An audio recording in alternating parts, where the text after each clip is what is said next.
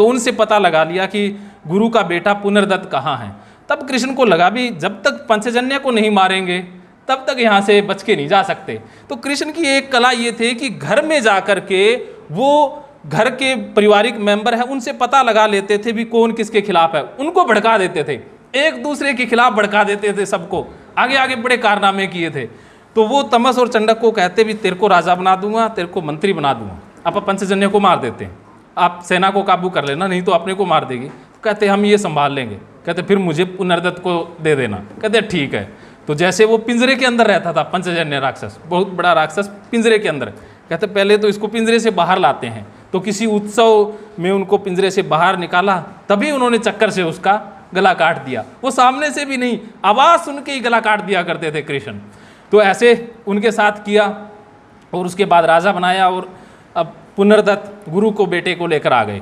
अब उसके बाद जैसे ही मथुरा की तरफ गए तो उनके मन में कहानी आ गई कि अब मथुरा में ऐसी कहानी सुनाऊंगा कि मैंने अपने दम पर पंचजन्य का वध किया है, सभी अब मुझे भी राजा मानने लग जाएंगे या युवराज मानेंगे। क्योंकि कृष्ण ना तो जन्म से कोई राजा थे और ना ही कोई उनकी बात मानता था। तो अब कृष्ण ने मथुरा में पहुंचकर बड़ी सुंदर कहानी सुनाई कि मैंने अपने दम पर पंचजन्य का वध किया। तो सारे लोग फैन हो गए। अब कुछ दिनों तक ये बात चली कि जरासंध फिर से आक्रमण कर दिया। अब कृष्ण को पता चला भी ये तो फिर से आ रहा है। तो लोगों को कहते भी अपन सेना तैयार करते हैं। कहते कृष्ण आप हो ना, हमें अब डरने की क्या जरूरत है, आप तो पंचजन्य को मार सकते हो, तो जरासंध तो चीज़ ही क्या है। अब कृष्ण सोचे भी वो पंचजन्य को कैसे मारा था, अब जरासंध से तो मुलाकात ही नहीं हो सकती है, कोई चक्री चलाने का मौका भी नहीं है। तो कृष्ण कहते भी आपा कोई हथियार इकट्ठे करते हैं, कोई रणनीति बनाते हैं, सभा बुलाई। कहते कृष्ण के होते हुए हमें कुछ करने की ज़रूरत नहीं है। कृष्ण को पता लग गया भी यहाँ बात बनने वाली नहीं है। तो जैसे ही जरासंध पहुँचने वाला था, दोनों भाई मथुरा छोड़ के भाग गए। इसलिए उनको रणछोड़ दास भी कहते हैं।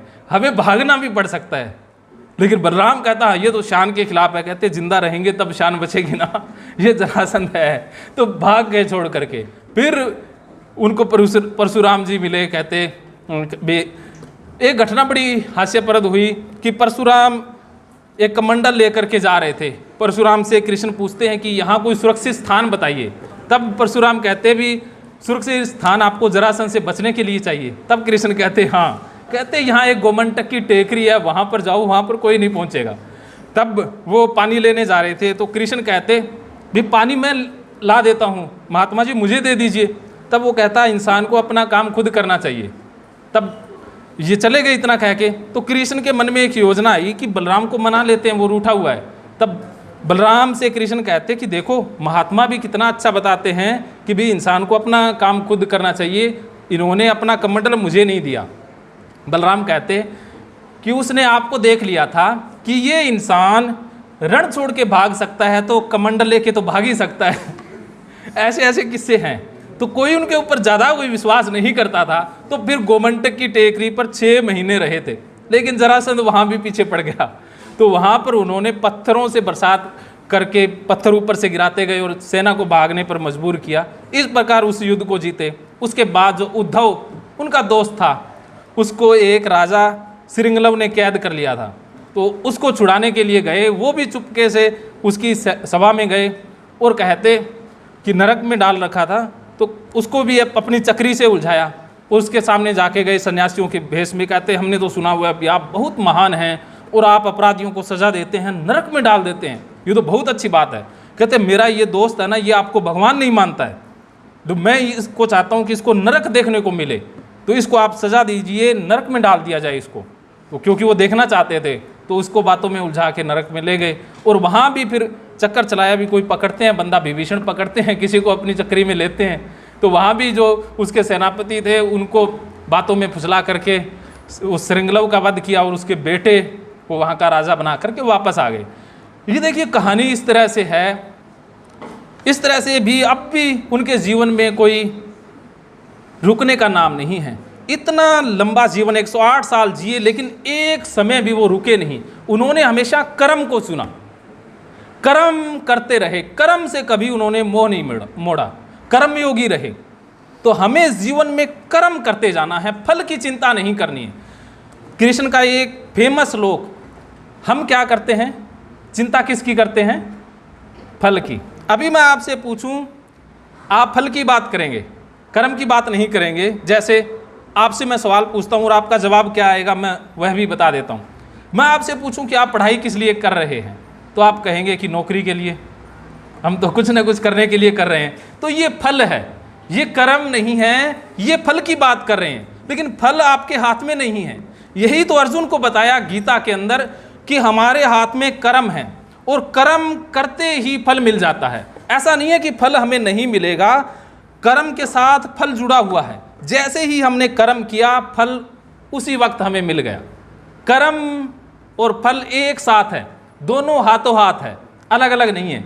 लेकिन हमें लगता है कि जब हम पास हो जाएंगे वो फल है, वो दूसरों की नज़र में फल है, क्योंकि दूसरे तो तब पता चलेगा ना भी इसने पढ़ा वो पास हो गया, वो दूसरों के लिए फल है। लेकिन हम अपने फल के लिए नहीं जीते, अपने आनंद मस्ती के लिए नहीं जीते, हम दूसरों के लिए जी रहे हैं।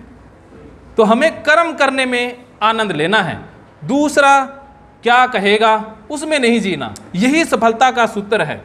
सचिन जब नेट प्रैक्टिस करते हैं उनको फल मिल गया, क्योंकि उनको क्रिकेट खेलने में आनंद है। सेंचुरी लगे या जीरो बने कोई बात ही नहीं है, कोई फर्क ही नहीं पड़ता। तो उसी प्रकार सचिन जब क्रिकेट खेलते हैं उसी में सब कुछ मिल गया, कर्म में ही सब कुछ मिल गया। बाद में सेंचुरी बनेगी, अवार्ड मिलेंगे, कोई मास्टर मास्टर कहेगा, वो बात ही नहीं है। तो इसी प्रकार जब हम कर्म में डूब जाते हैं, कर्म में ही खो जाते हैं, तो हमें फल मिल गया और वही फल हमें चमत्कार करता है। अगर हमें पढ़ने में आनंद है तो पढ़ते वक्त ही हमें फल मिल गया, बाद में तो नहीं मिलेगा। ऐसा तो नहीं है कि बाद में कोई नंबर आएंगे, नौकरी लगेगी, वो दूसरों के लिए फल है, हमें तो पढ़ने में ही आनंद लेना है। तो ये सूत्र है जिंदगी का। अगर जिसको, जैसे किसी को डांस करना आता है, डांस करना किसी को आता है? नहीं आता। जो अब देखिए माइकल जैक्सन जब डांस करते हैं तो डांस बचता है, करने वाला नहीं बचता। यही कर्तापन की मैं बात बता रहा था कि जब तक कर्म बचा, कर्तापन कोई करने वाला नहीं बचा, वही कर्म महान है, उसी से ही चमत्कार होते हैं और उसी से ही सफलता मिलती है। हाँ जी,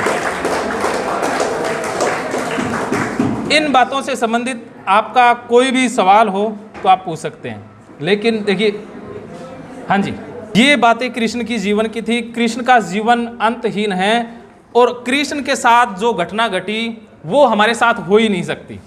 कृष्ण के ऊपर चोरी के भी इल्ज़ाम लगे थे, उनकी पत्नियों तक ने कह दिया था कि कृष्ण ने मेरे पिता की मणि चुराई है। संयमंतक मणि की एक कहानी आगे है कि उन्होंने चुराई है, लेकिन कृष्ण ने मणि नहीं चुराई थी। देखिए, हमारे साथ बुरा कुछ भी हो सकता है, लेकिन उस बुरे में भी हमें कर्म करते जाना है। बुरा अच्छा मान अपमान कुछ वैल्यू ही नहीं रखता, बस कर्म हमारे हाथ में है। एडिसन को तो स्कूल से निकाल दिया गया था, और जो माइकल जैक्सन की बात करते हैं, उनके पिता ने उनको बहुत डांटा था, मारा फटकारा था कि डांस करता है, लेकिन अंदर से डांस आ रहा था, तो आज माइकल जैक्सन महान है।